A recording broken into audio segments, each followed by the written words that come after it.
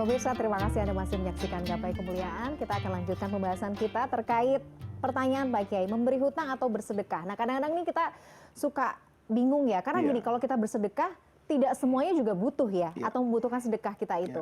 Tapi kalau berhutang kan memang mungkin orangnya juga sudah sangat membutuhkan, mendesak begitu. Mana yang sebaiknya kita utamakan? Kedua-duanya utama. Boleh ya. Jadi memberi sedekah itu baik, memberi hutangan itu baik. Tetapi dalam konteks tertentu boleh jadi sedekah itu lebih baik. Dalam konteks tertentu boleh jadi memberi hutangan itu lebih baik. Di mana perbedaannya? Dulu waktu saya ngaji itu, guru saya bilang gini, tipikal manusia itu beda-beda. Tetapi dari pukul rata ya, statistik pengalaman hidup, orang itu biasanya kalau pinjam uang itu karena sudah terdesak. Sementara ketika kita memberi sedekah, boleh jadi kan inisiatif saya yang memberi. Menurut saya dia butuh, tapi boleh jadi dia sebenarnya nggak butuh. Nah, kalau dilihat dari aspek ini yang pertama, maka memberi hutangan itu adalah pekerjaan yang tidak kalah pahalanya dengan bersedekah. Bahkan ada ulama yang mengatakan itu lebih dahsyat dari sedekah pahalanya. Karena begitu ada orang datang ke kita meminta pinjaman uang, itu dia sudah mengorbankan harga dirinya.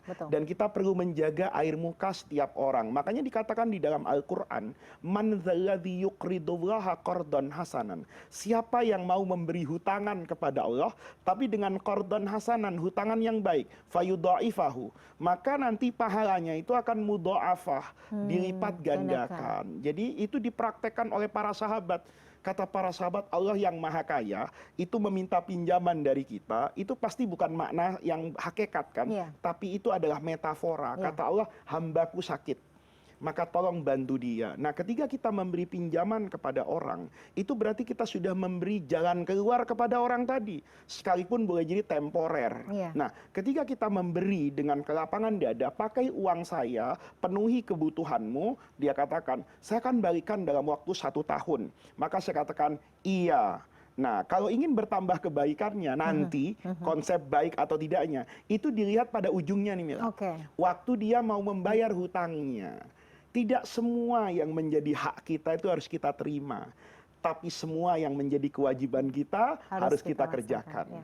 Tidak semua mimpi kita harus kita wujudkan. Boleh jadi saya dalam hidup itu menghentikan mimpi saya untuk memberikan kesempatan agar orang lain bisa menyempurnakan mimpinya. Bisa jadi kan orang tadi pinjam uang sama saya 10 juta. Untuk apa Pak? Saya ingin anak saya masuk kuliah. Saya juga punya mimpi kan.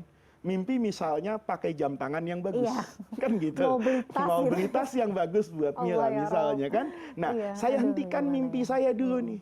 Supaya apa nih? Supaya orang tadi bisa mewujudkan mimpi anaknya masuk. Pertanyaannya, ada nggak pekerjaan yang lebih mulia dari membantu orang untuk mewujudkan mimpinya dengan cara menghentikan mimpi kita untuk sementara? Nah, sementara nih, 1 tahun kan? Mudah-mudahan Allah ganti ya. Ganti. 1 tahun dia datang kan kepada saya. Maka yang paling afdol apa? Yang paling afdol harus saya terima. Harus diterima. Harus terima dulu. Kenapa? Itu kan rezeki Allah yang anterin.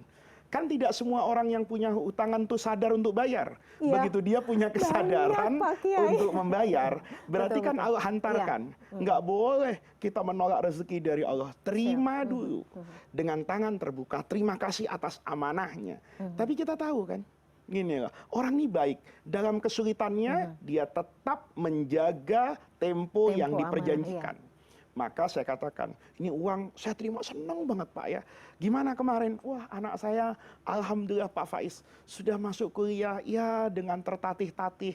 Sekarang sudah semester sekian. Oh, berarti semakin banyak dong Pak kebutuhannya. Iya Pak, bukan saya kasih. Pak, boleh nggak Bapak bantu saya? Kaget kan dia.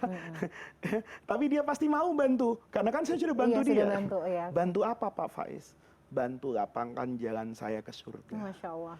Bantu lapangkan jalan saya menggapai ridho Allah. Apa itu Pak? Loh, orang yang mencari ilmu itu kan dimudahkan jalannya ke surga. Man salaka thariqan yaltamisu fihi ilman. Siapa orang yang menempuh jalan ilmu itu dimudahkan jalannya ke surga. Saya ingin dong Pak kongsi ikut. Kalau bahasa Jawanya nunut saham. Nunut saya sama anak Bapak. Apa ini? Nih buku-buku kedokteran kan mahal Pak, saya bantu. buku-buku hukum, ini Pak saya lihat kemarin di toko buku A cukup mahal, ini saya boleh nggak Pak? Bapak saya terima kasih banget 10 juta dibalikin. 5 jutanya buat anak Bapak beli buku ya, bukan Bapak loh, bukan saya bantu Bapak loh, tapi Bapak bantu saya. Ini namanya sedekah dengan hati. Mila. Jangan cuman orang tuh ngasih sedekah dengan uang, tapi tidak pandai menjaga hati orang yang membutuhkan bantuan dari kita. Itulah yang dikatakan oleh Rasulullah, sebaik-baiknya orang yang membayar hutang itu membayar tepat waktu pada bilangan yang sudah dijanjikan. Kemudian sebaik-baiknya orang yang menerima hutang adalah orang yang berbuat baik kepada orang yang sudah melunasi hutangnya. Masya Allah. Jadi kalau seperti ini, itulah cara yang terbaik ketika kita memberi hutang. Kalau bicara sedekah, maka sedekah itu yang terbaik adalah yang tidak mengeksploitasi orang miskin. Jangan biarkan orang itu berdiri cukup lama menunggu di pintu kita. Jadi ini rahasia loh, banyak orang sukses itu ternyata dia punya konsep namanya sodakotus sirri. Dia mencari data siapa sebetulnya orang yang butuh. Saya dulu punya pengalaman panjang di Mesir. Saya mendapatkan begitu banyak orang yang kaya hati, Mila. Saya berguru dengan seorang dokter bedah di sana yang hidupnya luar biasa, dia dedikasikan betul-betul hidup itu untuk kebaikan. Saya waktu bertemu dengan beliau, saya tahu beliau itu karena saya sering ke rumah sakit dulu. Saya punya penyakit kulit di sini, jadi sering ke dokter. Nah, beliau itu prakteknya di samping dokter itu, jadi saya sering melihat mukanya.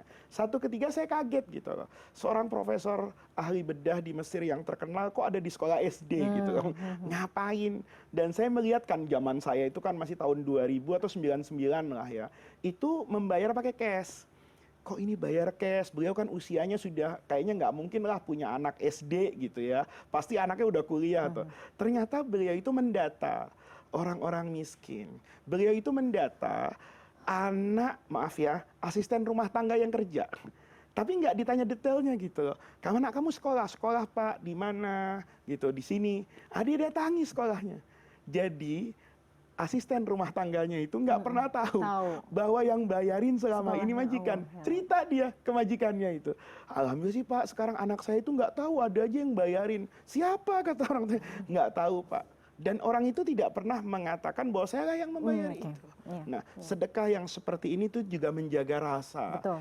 Asisten rumah tangganya tidak perlu kemudian merasa mendapatkan begitu banyak, nggak enakan. Nah, yang seperti ini seharusnya itu yang diresapi oleh kita. Bukankah Pancasila itu mengatakan kemanusiaan yang adil. Sedekah itu kan keadilan, tapi juga beradab. Masya Allah.